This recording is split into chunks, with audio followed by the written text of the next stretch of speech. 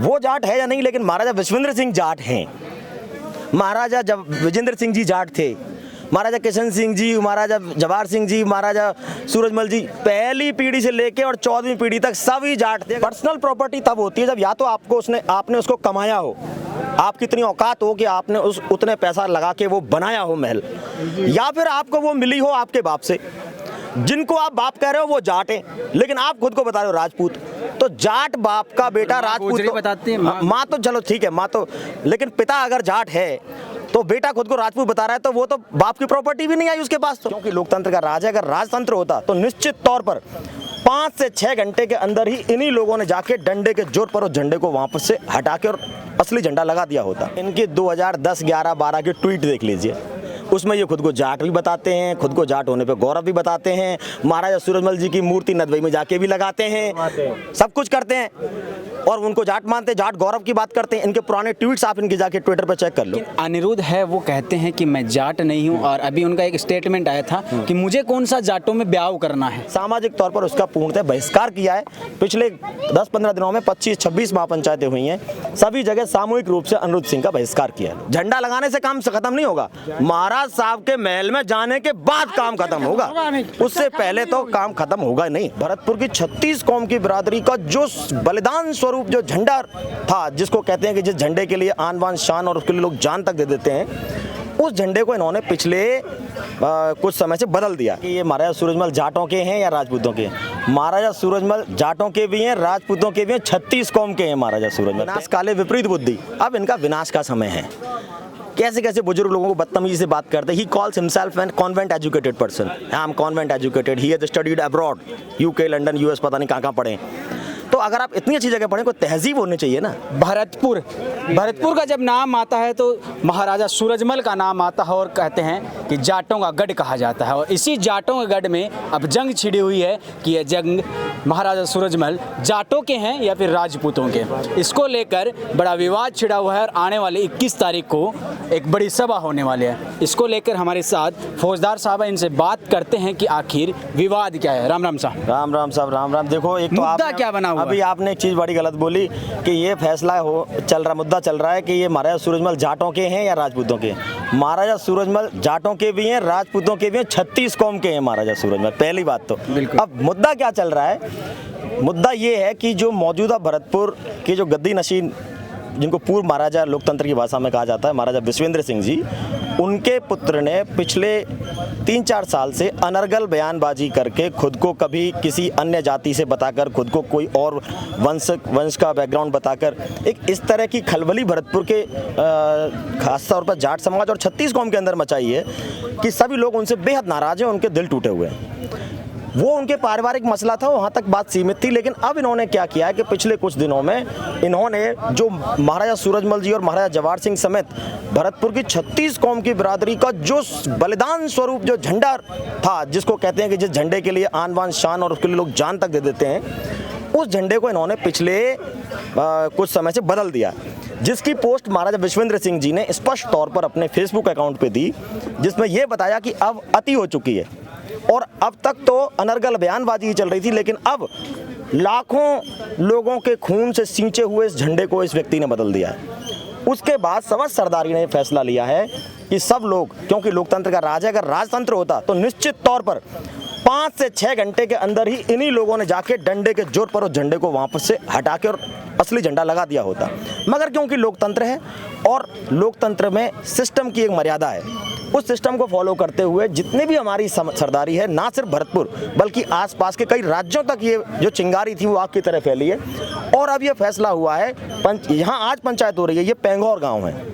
पेंगौर एक तरह से फाइनल स्टेटमेंट माना जाता है जो यहाँ की पंचायत से निकलता है। और आज यहाँ से ये फैसला निकला है कि महाराजा साहब महल में भी जाएंगे और झंडा भी लगेगा। और अगर झंडा लगाने का जो मुख्य मकसद है वो यही है कि महाराज साहब वहाँ जाके रहें। अगर महाराज साहब वहाँ रहें नहीं तो ये हमारे लिए बेहद ही शर्म का विषय है और हम सब इस चीज़ से बहुत दुखी पहले से हैं। और कई लोगों के घरों में तो इस बात के लिए दिन रात लोग इसी चीज़ के लिए लोगों के पास जा रहे हैं कि महाराज साहब का महल में जाना और झंडा लगना, ये दोनों चीज़ होंगी तभी यह संगठन, ये जो आंदोलन है ये अपने शिखर पर पहुंचेगा। ये आंदोलन तो शिखर पे चढ़ेगा, लेकिन अनिरुद्ध है वो कहते हैं कि मैं जाट नहीं हूँ, और अभी उनका एक स्टेटमेंट आया था कि मुझे कौन सा जाटों में ब्याह करना है। हाँ बिल्कुल, उसे क्यों करना होगा भैया? जो शादी कोई कहाँ करना चाहता है कहाँ नहीं करना चाहता है वो जरूर उसकी मर्जी है, लेकिन अगर वो ये कहता है कि मैं जाट नहीं हूँ तो वो ज़्यादा बेहतर जानता होगा। अब निजी तौर पे उसको किसी ने बोला होगा या उसे पता होगा वो जाट है या नहीं, लेकिन महाराजा विश्वेंद्र सिंह जाट हैं। महाराजा जब विजेंद्र सिंह जी जाट थे, महाराजा किशन सिंह जी, महाराजा जवाहर सिंह जी, महाराजा सूरजमल जी, पहली पीढ़ी से लेके और 14वीं पीढ़ी तक सभी जाट थे। अगर 15वीं पीढ़ी का कोई एक आदमी, 15वीं पीढ़ी के यहाँ भी बहुत घूम रहे, ये सब महाराजा सूरजमल के वंशज हैं। लेकिन जो मुख्य लाइन में एक व्यक्ति आ रहा है जिसका नाम अनिरुद्ध सिंह, अगर वो कह रहा है कि मैं जाट नहीं हूँ, मैं राजपूत हूँ, जादौन वंशज बताते हैं वो तो पूरे परिवार। हाँ, तो कहीं से वेरिफिकेशन ली होगी उसने अपनी, कहीं से वेरिफिकेशन ली होगी कि भाई मैं पर्सनली कौन हूँ। महाराजा विश्वेंद्र सिंह जाट थे, जाट हैं और जाट रहेंगे। और ये जो सरदारी जितनी यहाँ घूम रही है महाराजा सूरजमल जी की, ये सभी जाट थे, जाट हैं, जाट रहेंगे। इन लोगों ने सामाजिक तौर पर उसका पूर्णतः बहिष्कार किया है। पिछले 10-15 दिनों में 25-26 महापंचायतें हुई हैं, सभी जगह सामूहिक रूप से अनिरुद्ध सिंह का बहिष्कार किया है। लेकिन वो तो कहता है कि मेरी पर्सनल प्रॉपर्टी है, और अब तो ये भी सुनने में आ रहा है कि उस झंडे का मतलब क्या रह जाएगा, उसको तो बेच दिया। मैं बताता हूँ आपको, पर्सनल प्रॉपर्टी तब होती है जब या तो आपने उसको कमाया हो, आपकी इतनी औकात हो कि आपने उतने पैसा लगा के वो बनाया हो महल, या फिर आपको वो मिली हो आपके बाप से। जिनको आप बाप कह रहे हो वो जाट हैं, लेकिन आप खुद को बता रहे हो राजपूत। तो जाट बाप का बेटा राजपूत तो, बताते हैं माँ तो चलो ठीक है, माँ तो, लेकिन पिता अगर जाट है तो बेटा खुद को राजपूत बता रहा है, तो वो तो बाप की प्रॉपर्टी भी नहीं आई उसके पास, तो उसका बाप तो कोई राजपूत होगा ना, जो खुद को राजपूत बता रहा है। मगर मैं जाट का बेटा हूँ तो मेरा बाप जाट होगा ना, ऑब्वियसली बात है। अगर वो राजपूत बता रहा है तो उसके पास तो बाप की प्रॉपर्टी भी ट्रांसफर नहीं हुई, तो फिर उसकी पर्सनल प्रॉपर्टी कैसे हुई? वो सिर्फ महाराजा विश्वेंद्र सिंह जी की पर्सनल प्रॉपर्टी है, वो जो चाहे सो करे। और अब क्या करेंगे? अब वो वहाँ जाएंगे, रहेंगे और वहाँ से बैठ के राज चलाएंगे। जिस भरतपुर को लेकर जाट अपनी शान बताते हैं, राजस्थान नहीं पूरे देश भर में जाट कहते हैं कि भरतपुर हमारा है, एक ऐसे योद्धा जो 80 युद्ध लड़े और एक युद्ध भी नहीं आ रहे, उसके ऊपर ऐसे कलंकित मुद्दे बात बनाई जा रही है। इसको लेकर क्या कुछ कहना है? एक कलंक नहीं, ये क्या होता है? विनाश काले विपरीत बुद्धि। जब आज अगर वही अनिरुद्ध सिंह जैसे इनकी आप कुछ मत करिए, मैं आपको छोटा सा सजेशन है, आप इनके 2010, 11, 12 के ट्वीट देख लीजिए।